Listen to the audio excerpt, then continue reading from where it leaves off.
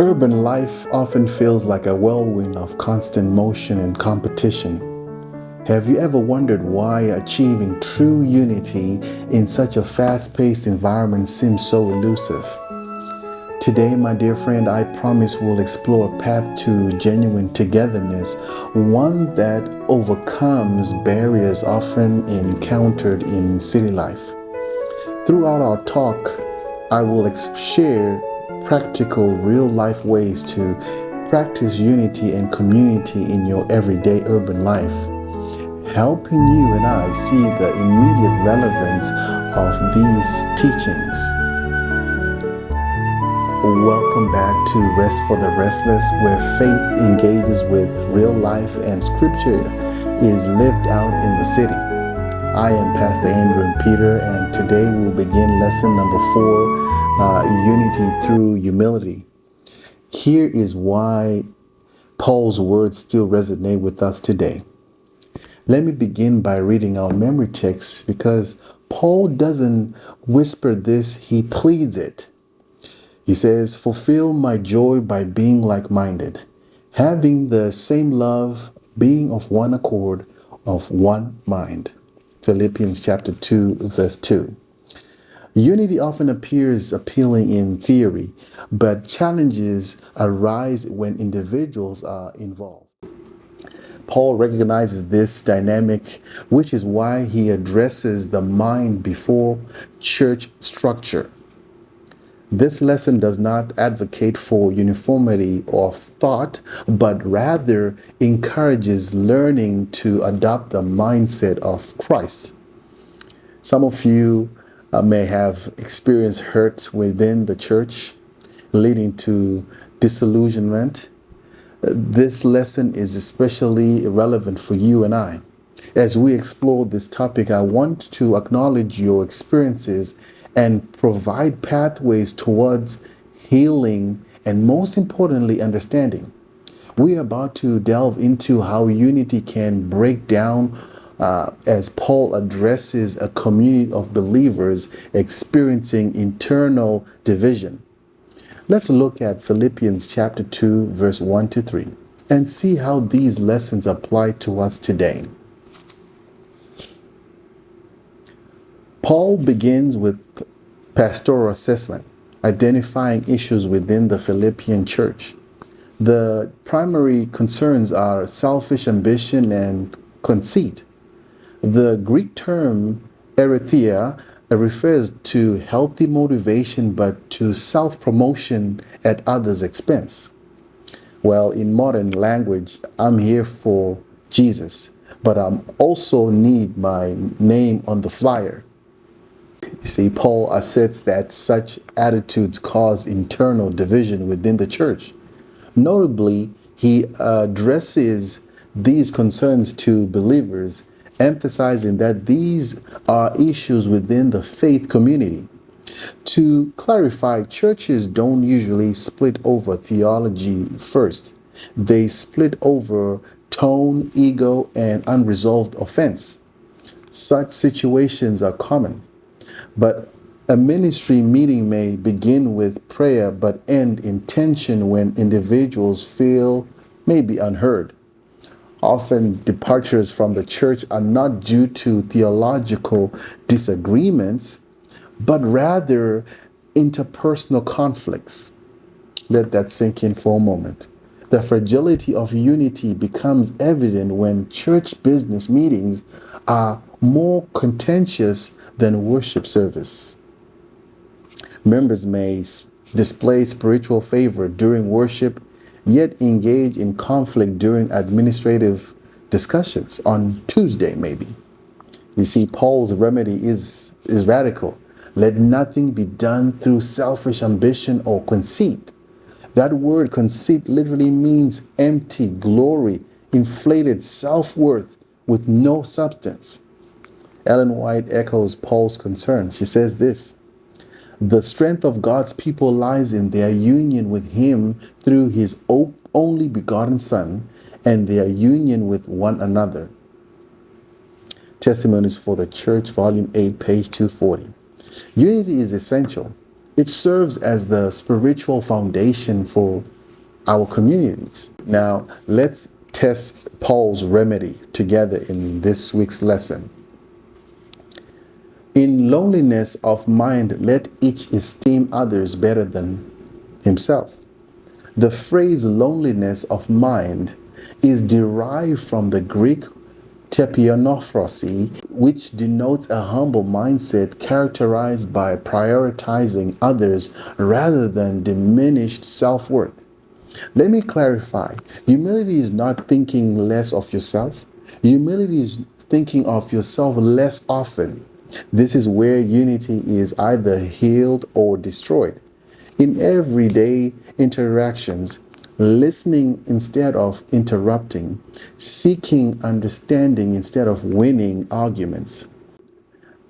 This lesson became evident in my own family life. A family member once remarked, "You preach about love, but you don't always listen." Although this feedback was difficult to hear, it proved transformative. This experience exemplified a change in mindset rather than control. Paul says unity grows when we look out for others' interests. It's also common to justify bluntness by claiming honesty. Yet true spiritual maturity involves thoughtful communication guided by the Holy Spirit. No, you're being unfiltered. The Holy Spirit is a filter. Paul says, "Let this mind be in you, which was also in Christ Jesus." This process is not merely behavioral modification, but genuine transformation. See, theologically, this is referred to as sanctification, the ongoing work of the Spirit in reshaping thoughts, desires, and responses. Picture the hustle of city life, rushing through a crowded subway. In these fast-paced environments, sanctification is the Spirit's subtle intervention, urging us to pause, to listen, and to seek empathy over ego.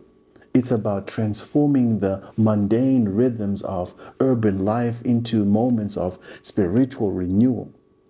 The world often shapes our values through societal influences such as media, personal traumas, and culture driven by competition. In stark contrast, God doesn't just implant new values, He offers a profound renewal of our hearts and minds.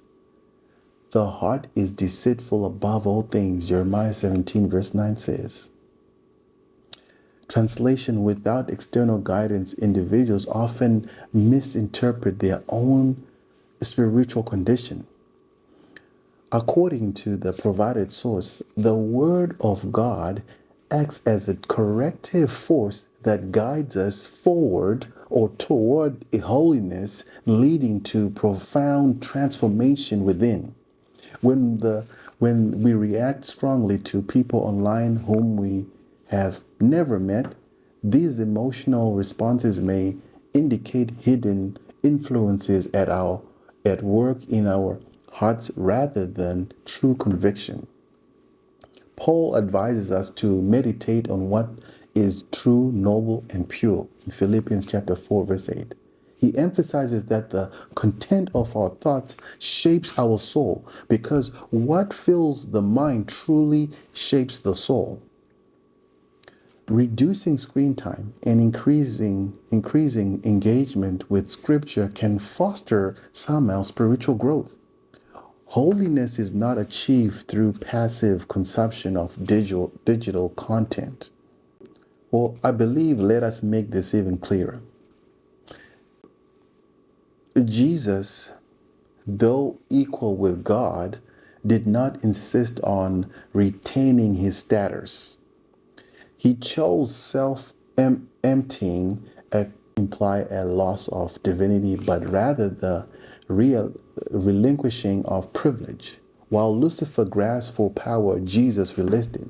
He became a servant, then obedient, then crucified. This act exemplifies a voluntary descent in status motivated by love. Ellen White captures this mystery beautifully. She says, in Christ's humiliation is seen the glory of his character. In Desire of Ages, page 22. Let me say it plainly. The gospel, my dear friend, does not depict humanity ascending to God. As such, an ascent is unattainable. Rather, the gospel is the narrative of God reaching down to humanity. Real life connection, authentic leadership is demonstrated through service without recognition, perseverance in parenting despite fatigue, and extending grace when wronged. These actions reflect Christ-like character. As you reflect on this lesson, my dear friend, consider taking a small yet impactful action beyond parenting. This message applies to all walks of life. If you're single or not a parent, you could engage in service by actively listening when a friend shares their struggles, or offering your time to community projects. You might express gratitude to an overlooked coworker or volunteer to help without expecting any acknowledgement. For those outside the church that are listening today, advocating for those whose voices are marginalized can also demonstrate Christ-like humility and service. Such simple acts of service mirror the essence of Christ's downward mobility. You see, my dear friend, Jesus washed feet. Some of us won't even wash dishes unless somebody thanks us. Urban environments are often characterized by racial, political, and economic divisions. The church is called to present an alternative model of unity. Unity does not mean sameness, it means shared submission to Christ. You see, when believers embody humility, the church becomes a countercultural community where forgiveness is actively practiced rather than merely advocated. Ministries tend to flourish in the absence of ego and decline when pride prevails. The most profound, I believe, experience of unity often occur not during worship service, but through acts of apology, reconciliation, and prioritizing relationships over personal reputation. That's the mind of Christ.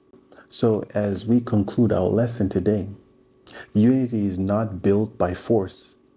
It is born from humility. Paul does not call for perfection, but for submission to Christ, allowing him to transform thought, speech, and interpersonal relationships. For those who have experienced hurt within the church, it is important to recognize Jesus is distinct from the shortcomings of his followers.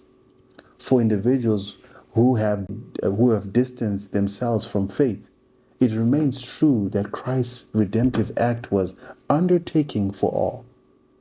Your mind can be renewed. Your relationships can be healed. Your life can reflect Christ. One wise writer said, the strongest argument in favor of the gospel is a loving and lovable Christian, in Ministry of Healing, page 470. So my dear friend, let us strive to embody these qualities. Let us pray. Father, in Jesus' name, we thank you for our lesson today. I pray, Father, that you may speak to our hearts. I pray, dear God, that you may continue to work within us. Some have given up on religion altogether. Some are going through the emotions of religion. Some are just going through the emotions of life. But Lord, I pray you may speak to our hearts. Help us to have humble hearts. Help us, Lord, to listen to your sweet, small voice that speaks to us in a very calm and loving way. Dear God, I pray that you may be with us. Thank you for this lovely lesson that we learned today. Help it be a symbol that will give us the energy and the drive to continue to strive for you and to look for you and to search for you. We thank you, dear God, for all you do. In Jesus' name I pray. Amen. So thank you, viewers, for tuning in today. We just want to encourage you to please reach out. Thank you.